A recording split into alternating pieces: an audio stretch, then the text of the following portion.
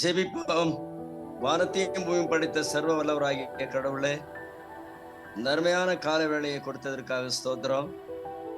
இது வெளிச்சத்தின் நாள். நாங்கள் ஒளியின் பிள்ளைகளா இருக்கிறோம். நீர் என்ன தர சித்தமாய் இருக்கிறோம், உடைய மன்னாவை எங்களுக்கு தாரும். நாங்கள் அநேக மக்களுக்கு சாட்சியாக அறிவிக்க உடைய ஆலோசனை கொடுத்து நீர் வழிநடத்தும். தொடக்க முடிவாயிரும், எங்களுக்கு பாதுகாவலராயிரும். உம்மோடு நாங்கள் இணைய உதவி செய்யும். இயேசு கிறிஸ்து மூலமாக ஜெபம் கேட்கிறோம் எங்க நல்ல பிதாவே, ஆமென். Praise the Lord. கிறிஸ்துவுக்குள் பிரியமான தேவ ஜனங்களே, தேவதாசர்களே, இந்த கால வேளையில கர்த்தர் கொடுத்திருக்கிற வார்த்தைகள் யோபு எழுதின புஸ்தகம் 22ஆம் அதிகாரம். நாம் தொன்று தொட்டு யோபு 1 21 வரை வாசித்திருக்கிறோம். இவைகளில இன்றைக்கு தேமானான எலிபாஸ் என்ற நண்பர், 4 நண்பர்கள்.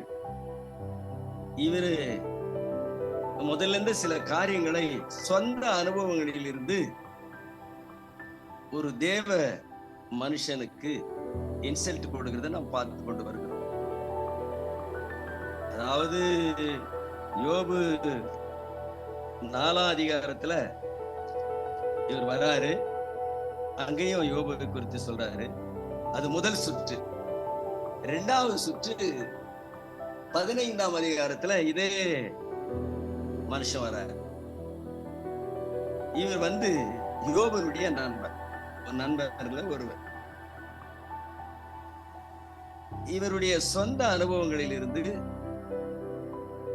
சொந்தமான கருத்துக்களை சொல்லி நண்பனுக்கு ஆறுதல் சொல்ல வேண்டிய துன்ப நேரத்துல, இக்கட்டான நிலையில அவரை ஆறுதல் சொல்லி அரவணைத்து சமாதானத்தை கொடுக்க வேண்டிய இவர்கள், அது இல்லாம இவர்கள் உலக பிரகாரமான அந்தகார கிரிகள் சொந்த அனுபவங்களை வைத்து அவர்களுக்கு அறிவுரை சொல்றதை நாம் பார்க்கிறோம். நீதிமொழிகள்ல சொல்லுது, 17ஆம் அதிகாரம் 17ஆம் வசனம், சிநேகிதன் எல்லா காலத்திலும் சிநேகிப்பான், அவன் எந்த நேரத்துல உதவணுன்றத இடுக்கண்களில் உதவவே சகோதரன் பிறந்திருக்கிறான் அப்படின்னு சொல்லி. இப்ப இவைகளில இவர்கள் எதை போதிக்கிறார்கள்? ஆபத்து காலத்துல அனுகூலம் துணைமாய் இருக்க வேண்டிய நண்பர்கள் இன்னும் இக்கட்டு மேல இக்கட்டுகளை உண்டு பண்ணி தீய ஆலோசனை கொடுக்க வேண்டியவர்களா இருக்கிறார். அதனால அத அவர் சொல்லிட்டாரு. அவர் சொல்றாரு, வீணான ஆறுதலை எனக்கு சொல்றீங்க, உங்க மறுமொழிகளை எனக்கு உண்மை கேடு இருக்கிறது அப்படின்னு சொல்லியும் மறுபடியும் இவங்க ஸ்டார்ட் பண்றாங்க. நீங்க பாருங்க, 1-3 வரை சொல்றாரு. அவர் சொல்ற வார்த்தைகளை பாரு. ஒரு மனுஷன் விவேகியா இருந்து தனக்குத்தான் பிரயோஜனமா இருக்கிறதுனால தேவனுக்கு பிரயோஜனமா இருப்பானோ? எவ்வளவு ஒரு வார்த்தை! நீர் நீதிமானாய் இருப்பதினால் சர்வ வல்லவருக்கு நன்மை உண்டாகுமோ? நீர் உம்முடைய வழிகளை உத்தமமாக்குறது அவருக்கு ஆதாயமாய் இருக்குமோ அப்படின்னு சொல்ற. அப்போ ஆண்டவருக்கு நீ பிரியமாய் நடக்கிறதுனால, ஆண்டவருக்கு நீ உத்தமாய் நடக்கிறதுனால அவர் உன்னை ஆதரிப்பாரா? அவர் உன்னை அரவணைப்பாரா? இதுக்கெல்லாம் உனக்கு சரியான நீதி நியாயம் கிடைக்குமா அப்படின்னு இன்சல்ட் கொடுத்து, அப்போ ஒருவேளை அவர் நீ இப்படி இருக்கிறதால உனக்கு பயந்து உங்ககிட்ட இறங்கி வந்து உன்னை நியாயம் தீர்த்துருவாரா அப்படின்னு இது யாரு கேட்க வேண்டிய கேள்வி? அந்நியர்கள், ஆண்டவரை விரும்பாதவர்கள், தேவனுக்கு பிரியமற்றவர்கள் கேட்க வேண்டிய கேள்வி. ஆகவே இவர் எல்லாவற்றிலும் தேர்ந்தவர், மேலான அனுபவம் உடையவர். எதுல? இப்பேற்பட்ட இன்சல்ட் கொடுக்கறதுல கை தேர்ந்தவர் என்று நம்ம 2 சுற்றுகளை பார்த்திருக்கோம். அதே போல 3வது சுற்றிலும் அப்படிதான் அவர் சொல்றாரு. ஆகவே நீ உன்னிடத்துல மற்ற 5ல இருந்து 9 வரலாம் அவரு 11 வரலும் கூட குற்றப்படுத்துறத சொல்லி வர்றாரு. அப்போ அவரு இப்படியெல்லாம் நீ நடக்கிறதுனால உனக்கு அவர் இறங்கி வந்து உன்னை ஆதரிப்பாரு நீ நினைக்கிறியா? இல்ல, உங்ககிட்டவும் தவறு இருக்கிறது என்பதை அந்த குற்றத்தை அவரு உணர்த்துறார். ஏனென்றால் பொல்லாங்கு நிறைந்த இந்த உலகத்துல உண்மை உள்ளவர்களுக்கு, உத்தம மார்க்கத்தாருக்கு சரியான வழியில நடப்பதற்கு வழி கற்றுக் கொடுக்காம பொல்லாத வழிகளை உண்டு பண்ணி எப்படியாவது நீதிமானை பொல்லாதவனாக மாற்ற வேண்டும் என்று விரும்புகிற எண்ணங்கள் தான் அநேக மக்களுக்கு இருக்கிறது. இன்றைக்கு சபைகளிலும் கூட அநேக இடங்களிலும் கூட இப்பேற்பட்ட வாழ்க்கை தான் இருக்கிறது. ஆனாலும் நாம் தேவனுடைய பிள்ளையில் இருந்து சிறிதளவு கூட தவறாமல் இருப்போமானால் கண்டிப்பா ஆண்டவர் கொடுத்த அந்த ஆசீர்வாதங்களை நாம் பெற்றுக்கொள்ள முடியும். இங்க சொல்றாரு, உம்முடைய பொல்லாப்பு பெரியதும் உம்முடைய அக்கிரமும் முடிவில்லாதமாய் இருக்கிறதல்லவோ அப்படின்னு சொல்றாரு. அவர்கிட்ட முகாந்திரம் இல்லாமல் உம்முடைய சகோதரர் கையில் அடகு வாங்கினீங்க, ஏழை வஸ்திரத்தை நீங்க எடுத்துட்டீங்க, விடாய்த்தவனுக்கு தாகத்துக்கு தண்ணீரை கொடுக்காம போயிட்டீங்க, பசித்தவனுக்கு போஜனம் கொடாம போயிட்டீங்க, பலவானுடைய தேசத்தில் இடம் உண்டாயிற்று, கனவான் அதில் குடியேறினான், விதவிகளை வெறுமையா அனுப்பிட்டீங்க, தாய் தகப்பன் இல்லாதவர்களை புயங்கள் முறிக்கப்பட்டது, ஆகையால் கண்ணிகள் உமை சூழ்ந்திருக்கிறது, அசுப்பிலே உமக்கு வந்த பயங்கரம் உமை கலங்க பண்ணுகிறது, ஆகவே நீ மனம் திரும்ப வேண்டும் அப்படின்னு சொல்லி அவருக்கு மறு உத்தரவு சொல்லி கொடு. பிரியமானவர்களே, தேவ பிள்ளைகளுக்கு ஆபத்து வரும் பொழுது, பல இக்கட்டுகள் வரும் பொழுது, ஒருவேளை இவர்களுக்கு என்னென்ன ஆஸ்தி, அந்தஸ்து, சொத்து, சுதந்திரம் எல்லாமே இருக்கிறதுனால உனக்கு எல்லாமே தேவன் உனக்கு சொந்தமா இருந்துருவாரா அப்படின்ற கேள்வி. சாத்தான் கொடுத்த அதே 1ஆம் அதிகாரத்தினுடைய வார்த்தைகள் தான் இவங்க சொல்றாங்க. ஒண்ணு கூட அவருக்கு ஆறுதலான வார்த்தை ஒன்று கூட இல்லை என்பது திட்டவட்டமாக இந்த 22ஆம் அதிகாரத்திலிருந்து நம்ம 21-30 வரை நம்ம வாசிக்கும் பொழுது அவருக்கு எந்த விதத்திலையும் இவர்கள் கூறுகிற ஒவ்வொரு வார்த்தையும் இன்சல்ட் தான் கொடுக்கிறது தவிர ஆறுதல் தேறுதல் கொடுத்து சமாதானப்படுத்துகிற வார்த்தை இல்லை என்பது உறுதிப்படுகிறது இந்த வசனங்களை வாசிக்கும் பொழுது. இவைகளில நாம் பார்க்கிறோம். பிரியமானவர்களே, இந்த கால வேளையில விட கர்த்தருடைய சமூகத்துல அமர்ந்திருக்கிற நாம் தேவனுடைய பிள்ளைகளுக்கு வருகிற அநேக காரியங்கள் பொல்லாதவைகள் தான். நீதிமான்களுக்கு அநேக துன்பம் வரும். அவள் எல்லாவற்றில் இருந்து விடுதலை கொடுக்கிற தேவன் நமக்கு இருக்கிறார் என்பதை நாம் உணர்ந்து இருக்கிற வேண்டும். இங்க அநேக காரியங்களை நாம் பார்க்கும் பொழுது விசுவாசத்தினால அநேக விசுவாசம் என்பது உறுதிப்பட்டதனால அநேக காரியங்கள்ல அவர்கள் விட்டு போனார்கள். ஆனால் அழிவை அனுபவித்தார்கள், பல விதமான இன்னல்களை அனுபவித்தார்கள். நாம் பார்க்கும் பொழுது எபிரேயர்ல நாம் பார்க்கிறோம் 11ஆம் அதிகாரத்துல 35ஆம் வசனத்துல அநேகர் வாழெல்லாம் அறுப்புண்டார்கள், அறுத்து போனார்கள், மாண்டு போனார்கள், மரித்து போனார்கள், இரத்த வெள்ளமாய் மிதித்தார்கள் என்று சொல்லப்பட்டிருக்கிறது. அப்படியானால் அது விசுவாசம். அப்பேற்பட்ட உறுதியாய் தரித்திருந்தார்கள். தன் உயிரையும் சின்னாபன்னமாக்கி கொண்டு தேவனுடைய அன்பை வெளிப்படுத்தினார். இங்கே இப்பேற்பட்ட கன்னிகள் அப்படின்னா மனுஷனுக்குரிய ஆலோசனைகள் இவங்களெல்லாம் கண்ணியை வர வைக்கும். ஆனா தேவனுடைய ஆலோசனைகள் சமாதானத்தை நீதியையும் கொடுக்கக்கூடியதாய் இருக்கிறது என்று நாம் பார்க்கிறோம். இங்க 21ஆம் அதிகாரம் 22ஆம் அதிகாரம் 21-30 வரை நாம் பார்க்கும்போது சொல்ற வார்த்தை, உமக்கு நன்மை வருமா? எலிபாஸ் தான் சொல்றாரு. இது ஒரு பாரம்பரியமான மனுஷன் மனம் திரும்புவதற்குரிய உபதேசத்தை மறுபரிசீலனை செய்யும்படி யோபுவை கேட்டுக்கொண்டார். இங்கே ஒரு 21ஆம் வசனம் என்ன சொல்றதுன்னா, நீர் அவரோடு பழகி சமாதானமாயிரும், அதனால் உமக்கு நன்மை. இப்ப இதுவரையிலும் எங்க இருந்தார் அவரு? எப்படி இருந்தார் அவரு? அவர் சமாதானமா இருந்தவர் தான், அவரோடு பழகினவர் தான். ஆனா சமாதானத்தை குலைக்கும்படி இந்த உலகத்தினுடைய அதிபதிகள் சேர்ந்தார். இப்போ இந்த சமாதானம் எப்படி கிடைக்கிறது என்று கூட நமக்கு ரோமர்ல திட்டமா சொல்றார். ரோமர்ல இவ்விதமாக நாம் விசுவாசத்தினால நீதிமான்கள் ஆக்கப்பட்டிருக்கிறபடியால் நம்முடைய கர்த்தராகிய இயேசு கிறிஸ்துவுமாய் தேவனிடத்தில் நாம் சமாதானம் பெற்றிருக்கிறோம். அப்போ உண்மையுள்ள மனிதர்கள் சமாதானத்தோடு தான் இருக்கிறாங்க, விசுவாசத்தோடு தான் இருக்கிறாங்க. நாம் சமாதானம் தான் பெற்றிருக்கிறோம்.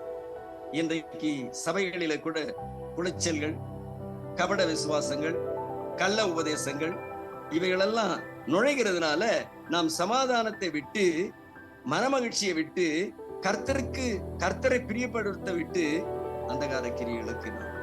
அதே போலதான் இன்னைக்கு யோபுடைய இதுல கூட அநேக காரியங்கள் இருக்கிறது. 20ஆம் வசனத்தில் சொல்றாரு, குற்றம் இல்லாதவன் அவர்களை பார்த்து நகைக்கிறான். அப்ப குற்றம் இல்லாதவன் யாரு?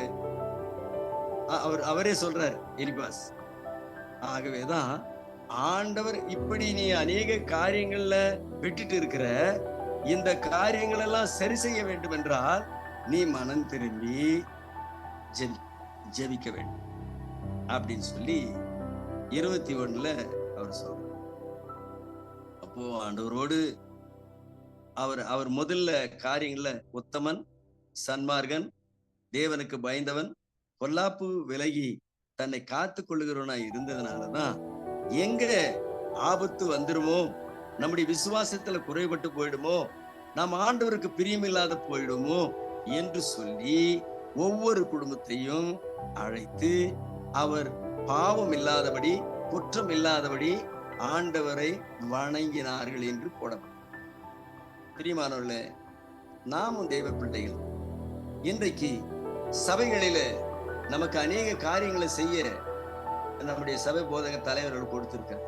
இந்த காரியங்களை நீ செய்ய வேண்டும், இவளெல்லாம் விட்டு விலகினால் சோதனைகள் வரும், வேதனைகள் வரும், மனிதனால் தொல்லைகள் வரும், பலவிதமான காரியங்களை நீங்க சந்திக்க வேண்டியதா இருக்கும். ஆகவே ஆண்டவரை நீங்கள் முழங்கால் பண்ணிட்டு கர்த்தரை நோக்கி கூப்பிட்டு அவரை பற்றி கொள்ளுங்கள்.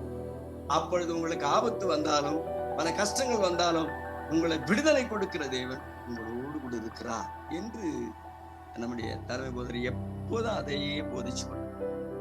அதனாலதான் உண்மையை தவிர வேறொன்றும் செய்யக்கூடாது என்று நாமும் அவரிடத்திலிருந்து கட்டளை பெற்றிருக்கிறோம்.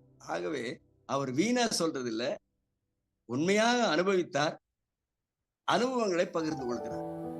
இன்றைக்கு எலிபாஸ் அவர் அனுபவித்தது என்ன? சொந்த அனுபவங்கள், சொந்த யோசனைகள், பொல்லாத எண்ணங்கள், உத்தமர்களுக்கு சதி செய்வது, இப்பேற்பட்டதை அவர் செய்தது. அதிலிருந்து தான் நம்ம விடுதலை பெற வேண்டும் என்பதற்காக நமக்கு அநேக காரியங்களை நம்முடைய தாசர் தலைவர்கள் நமக்கு கற்றுக் கொடுத்திருக்கார். ஆகினால நம் உத்தமத்துல நிலைத்திருக்க வேண்டும் என்பது தேவனுடைய சித்தமாய் இருக்கிறது. அதனாலதான் நீதிமான்களுக்கு வரும் துன்பம் அநேகமாய் இருக்கும், ஆனா அவர்கள் எல்லாவற்றிலும் இருந்து விடுதலை கொடுக்கிறவர் நம்முடைய ஆண்டவர் என்று சொல்லி. ஆகவே இவர் இதையெல்லாம் சொல்லி சொல்றாரு. யோபுவை இவரு தயவு பண்ணி கேட்டுக்கிறார். நீங்க இதுல எல்லாம் வீக்னஸா இருக்கிறீங்க, இவைகளெல்லாம் தள்ளி போடணும்னா நீங்க அவருடைய வார்த்தையின் அறிவுரையை ஏற்றுக்கணும், தன்னைத்தானே தாழ்த்தி அவருடன் வாழ்வதிலிருந்து பாவத்தை அகற்றணும். பாவம் செஞ்சுக்கிறான்னு சொல்றார். பூமிக்குரிய காரியங்கள் மீதுள்ள தனது நம்பிக்கையை விட்டு சர்வத்தையும் தன்னுடைய மகிழ்ச்சி ஆக்கி கொள்ளவும் யோபு தேவனிடத்தில் திரும்புவதற்கு முழு மனதுடன் விரும்பினால் அப்பொழுது தேவன் எல்லா துன்பங்களிலும் அவரை நிச்சயமாக விடுவிச்சிருவார் அப்படின்னு சொல்றார். அப்போ இவர் பாவம் செய்தார் என்பதை அவர் குற்றப்படுத்துறாரு, பாவம் செய்திருக்கிறாருன்னு சொல்றாரு. ஆகவே நீ இப்படியாக இருக்க வேண்டும் என்றும் அவர் மனம் திரும்ப வேண்டும் என்றும் அவருக்கு இவர் கட்டளை கொடுக்கிறார். அப்போ அவர் என்ன செய்யணும்? அதற்காக மனம் திரும்புவதற்காக ஒருவேளை விசுவாசத்தை விட்டு நழுவி போயிருந்தா, ஒருவேளை ஆண்டவரை விட்டு விலகி இருந்தா, நீ செய்ய வேண்டிய காரியம் என்னன்னா, நீ ஜெபிக்க வேண்டியதாய் இருக்கிறது. ஆகவே நீ மனம் திரும்பி அக்கிரமத்தை விட்டு நீ ஆண்டவரோடு ஜெபிக்கும் பொழுது அவர் உன்னை மன்னிப்பார் என்று சொல்லியிருக்கிறது. இங்கே 27ஆம் வசனம் சொல்லு, நீர் அவரை நோக்கி விண்ணப்பம் பண்ண அவர் உமக்கு செவி கொடுப்பார், அப்பொழுது நீர் உம்முடைய பொருத்தனைகளை செலுத்துவீர் அப்படின்னு சொல்ற. அப்போ ஜெபங்களுக்கு பதில் அளிக்கப்படும். அவனுடைய நோக்கங்கள் முயற்சி எல்லாம் என்னன்னா, அனைத்திலும் வெற்றி கிடைக்காப்போ அப்படின்னு அவர் சொல்றார். எலிபாஸ் என்ன பண்ற, 3 விதங்கள்ல தவறு செய்யும். அப்படின்னா மனம் திரும்பவும் ரட்சிக்கும், சரீர பொருளாதார ரீதியும் வரும். செழிப்பில் எப்பொழுதும் முடிவடைவதில்லை. சில வேளைகளில் விசுவாசம் உள்ள மனிதரும் ஸ்திரீகளும் தங்களுடைய உண்மை நிமித்தம் ஆதரவற்றவர்களாகவும் துன்பப்படுகிறவர்களாகவும் தவறான முறையில் நடத்தப்படுகிறவர்களாகவும் இருக்கின்றன அப்படின்னு சொல்ற. என்னதான் நீ உத்தமாய் இருந்தாலும், என்ன உண்மை இருந்தாலும், சில தவறுகளை நீ செய்ய வேண்டியதா இருக்கிறது. அந்த தவறுகளுக்காக நீ மனம் வருந்தி ஆண்டவரை ஏற்றுக்கொண்டு நீ ஜெபிக்க வேண்டியதா இருக்கிறது.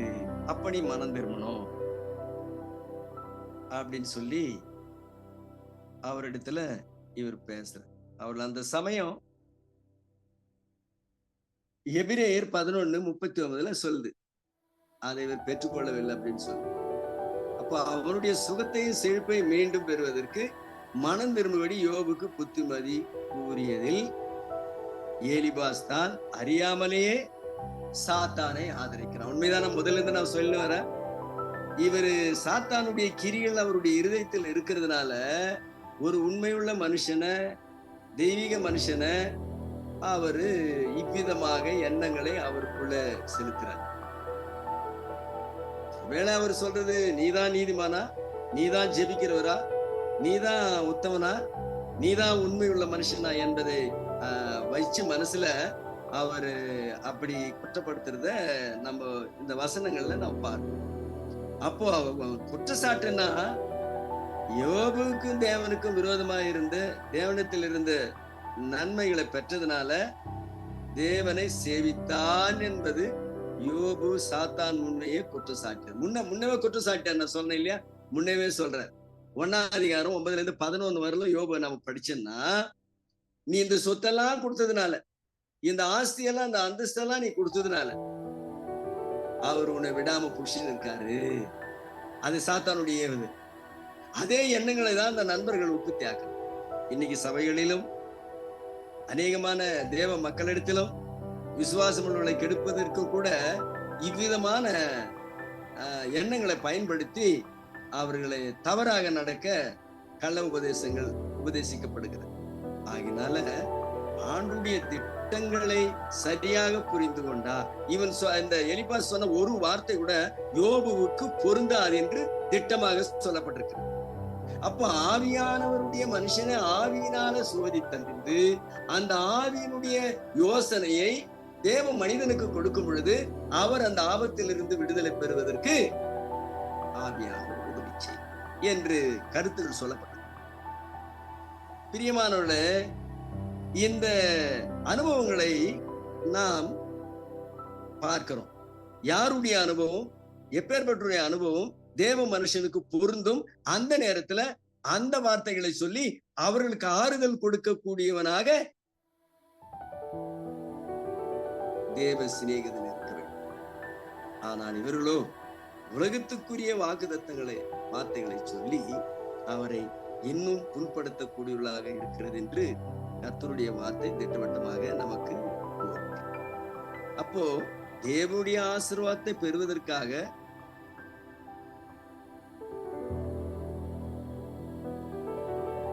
யோபு மனம் திருவதாயிருந்தால் அப்பொழுது அவன் சொந்த ஆதாயத்துக்கு தான் தேவனை சேவித்தான் என்று நிச்சயமாக அவன் குற்றச்சாட்டப்பட முடியும் என்பதை கவனிக்கவும். ஒருவேளை அவன் சாத்தா சொன்னது கூட அதான் சொன்னார், ஆசையெல்லாம் பிடிக்கிறோம், நீ கொடுத்த ஆசையெல்லாம் எடுத்துறோம், அப்ப உன்னை சேவிக்கிறனா நம்ம பார்ப்போம். அதேதான், அதே கிரியைதான் இவரும் சொல்றார். சொந்த ஆஸ்தி அந்தஸ்து இவர்களுக்காக ஒருவேளை அவர் ஆண்டவரை சேவிச்சிருக்கலாம், அவளெல்லாம் விட்டுருன்ற மாதிரி குற்றம் சாட்டுறார். இது கவனிக்கலாம். அப்போ எலிப்பாசனுடைய வார்த்தைகள் பேச்சு திறனோடு மனந்திருமலின் முக்கியத்தை வலியுறுத்தினாலும் அவைகள் தவறான எண்ணத்தோடு பேசப்பட்டதாகும். துன்பப்பட்டு கொண்டிருக்கிற யோபுவிற்காக இரக்கம் படக்கூடிய அறிகுறியே அவனுடைய இருதயத்தில் இல்லை. உண்மை இதுதான், உண்மை கிடையாது. அவனை இன்னும் அதிகமான இன்சல்ட் கொடுக்கிறவங்களா, துன்பத்தை கொடுக்கிறவங்களா தான் இவங்களுடைய யோசனை இருந்தது தவிர ஒன்று கூட ஆறுதல் சொல்லி அந்த துன்பத்தில் இருந்து விடுவிக்கக்கூடிய அந்த அனுபவம் அவர்களுக்குள்ள இல்லை. அதனால பலவீனம் மற்றும் துன்பப்படுபவர்களிடம் பேசப்படும் மனம் திரும்புதலின் செய்தியானது ஆறுதலும் மன உருக்கமும் சேர்ந்த வார்த்தைகளாக இருக்க வேண்டும் என்பதை எலிப்பாசனுடைய தோல்வி எடுத்துக்காட்டு. புரியுதுங்களா பிரியமானவர்களே? இந்த கால வேளையில கர்த்தருடைய வார்த்தைகளை நாம் சரியாக ஆராய்ந்து அறிந்து கொள்ள வேண்டும். தேவனுடைய பிள்ளைகளுக்கு விரோதமாக எழும்புகிற இந்த உபத்திரங்களில் இருந்து தேவன் விடுவிப்பார் என்பதை விட இவங்க மறந்து இவர்கள் இஷ்டத்தின்படி அவங்க சொல்ற அந்த சொந்த யோசனைப்படி சொந்த அனுபவங்களின்படி எல்லாம் சொல்லிட்டா இவர் இப்படி பண்ணிடுவாரு, நம்ம போல இவர் சேர்ந்துக்குவாரு, அப்ப கடவுளுடைய மனுஷன் இவர் இருக்கக்கூடாது என்பதுதான் சாத்தானுடைய அந்தகார கிரிகள். அதனால பிரியமானே, நீதிமான்களுக்கு வரும் துன்பம் அடையாளம் இருக்கும், ஆனாலும் அவர்கள் எல்லாவற்றிலிருந்து விடுவிக்கிற தேவன் விசுவாசத்தினால நமக்கு எப்போதும் சதா காலங்களில் எடுத்திருக்கிறார் என்பதை மறக்காதபடி உத்தமத்துல நடப்போம், உண்மையில நடப்போம், என்ன வந்தாலும் தேவனோடு ஜீவிப்போம், அந்தகார கிரிகளுக்கு எதிர்த்து நிற்போம். கர்த்தர் உன்னையும் என்னையும் எப்பொழுதுமே உலகத்தையும் ஆசீர்வதித்து நித்திய வாயுவில நிரந்தரமான வாழ்வை கொடுக்கும்படி நாம் சபைகளிலும் மக்களிடத்திலேயும் விசுவாசிகளிடத்திலேயும் உலகத்துல எங்கு சென்றாலும் கரைபடாத வாழ்க்கையை வாழ்ந்து கர்த்தருக்கு முன்பாக நாம் செழிப்பா வாழ்வோம். கர்த்தர் நம்மை ஆசீர்வதிப்பார், நம்மை பலப்படுத்துவார். நாம் ஜெபிப்போம். அன்புள்ள நல்ல ஆண்டவரே, இந்த அருமையான வேலைக்காக நன்றியோடு துதிக்கிறோம், ஸ்தோத்திரிக்கிறோம், கனப்படுத்துகிறோம். ஆண்டவரே, எங்களை எல்லாவற்றிலும் பொல்லாப்புக்கு விலகி காத்துக்கொள். நாங்கள் உத்தமத்தில் ஒரு சிறிதளவு கூட தவறாதபடி எங்களுக்காக முன்னோர்கள் செய்த ஒவ்வொரு கிரிகளை நாங்கள் நினைத்து பார்த்தோம். எங்களுக்காக மாண்டார்கள், மரித்தார்கள், தன் உயிரை சின்னமாய் ஆக்கி கொண்டார்கள், தன் குழந்தைகளை சாக கொடுத்தார்கள், மனைவி மக்களை விட்டு பிரிந்தார்கள், உடைய ரத்தங்கள் சிந்தப்பட்டது. ஆகையினால ஆண்டவரே, நாங்கள் இவைகளையே செய்ய வேண்டும் என்று பாதப்படியில் நாங்கள் செவிக்கிறோம். கர்த்தர் பெரிய காரியங்களை செய்ய ஆசீர்வதிங்க, பலப்படுத்துங்க, தேவைகளை சந்திங்க. என் ஆண்டவர் இப்படி செய்ய போற காரியங்களுக்காக நன்றியை துதி கனமாக்கி செலுத்துகிறோம். இயேசு கிறிஸ்துவின் மூலமாக ஜெபம் கேட்கிறோம் எங்க நல்ல பிதாவே, ஆமென்.